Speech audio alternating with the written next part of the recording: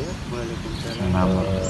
Kami sebagai pemandu Kesultanan Keraton Kanoman yang dimana akan memaparkan, akan menjelaskan sebuah sejarah Kesultanan Keraton Kanoman yang dimana Keraton Kanoman ini berasal dari kerajaan yang awalnya dari kerajaan Pajajaran yang beralih sebagai kerajaan Islam yang dimana Prabu Walasungsa membangun sejarah lembaran baru, yaitu menjadi satu kerajaan Islam yang pertama di Jawa Barat yang bernama Kerajaan Cirebon pada tahun 1380 Masehi. Dia bergerak dibantu oleh adiknya Nimas Narasantang. Ya, dengan kedatangannya Prabu Nimas Narasantang, beliau pergi haji ke tanah suci dan niatnya haji malah dapat jodoh Raja Mesir. Dengan perjodohan ini dia nikah dan melahirkan putra yang bernama Syekh Syarif Hidayatullah atau Sunan Gunung Jati.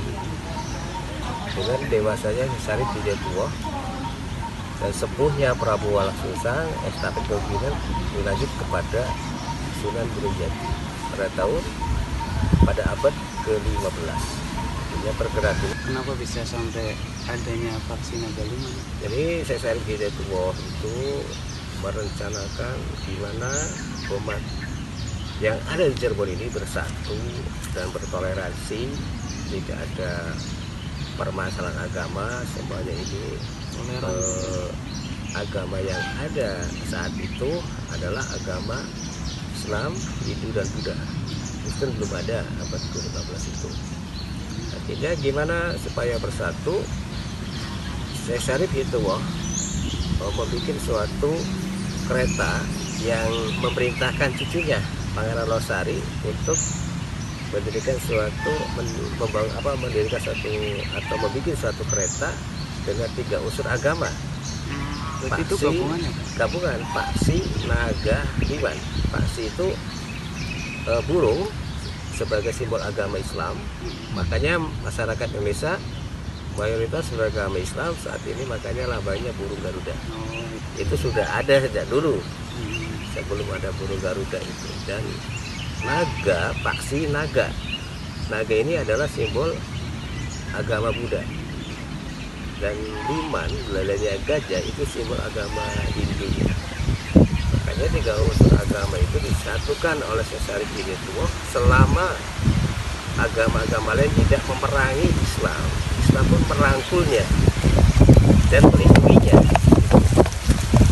Adalah satu menanamkan toleransi itu sejak zaman abad ke-14, zamannya Prabu Walasungsa, zamannya Syekh Syarif Hidayatullah, dan zamannya Kesultanan Keraton Kanoman pun sebagai toleransinya sangat tinggi lagi, mengikuti jejak-jejak beliau.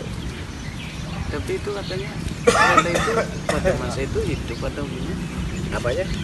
Itu keretanya hidup berarti.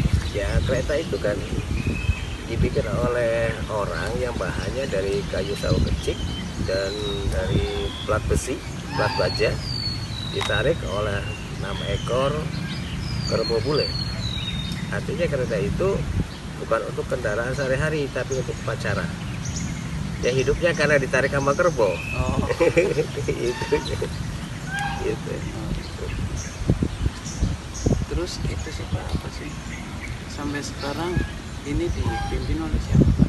Ya, sampai sekarang ini dipimpin oleh Sultan yang ke-12, generasi Sunan Gunung Jati yang ke-17. Kalau dari Prabu Siliwanginya generasi yang ke-19 ya, oleh Sultan Kanoman yang ke-12 saat ini. Pada abad ke-16 generasi Syekh Syarif Hidayatullah yang ke-6, beliau melanjutkan kerajaannya Syekh Syarif Hidayatullah, tapi berubah judul namanya menjadi Keraton Kanoman, Lembaga Kesultanan Keraton Kanoman Cirebon. Artinya sampai saat ini kerajaan yang masih kita lihat ini adalah suatu warisan dari 3 generasi, dari 3 tahap, bukan 3 generasi, dari zaman Prabu Walasusang abad ke-15, zamannya Syekh Syarif abad ke-15, dan zamannya Kesultanan Keraton Kanoman yang dipimpin sebagai sultan pertamanya itu adalah Pangeran Badridin. Pangeran Badridin. Sebagai pendiri Kesultanan Keraton Kanoman, bangunan sudah ada, tinggal melanjutkan saja. Itulah sejarah asal-usul daripada Kesultanan Keraton Kanoman.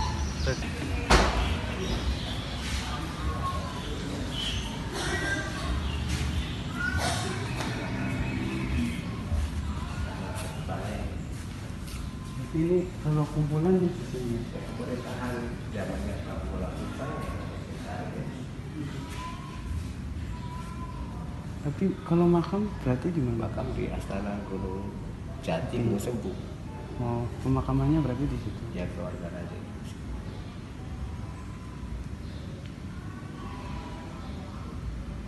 Berarti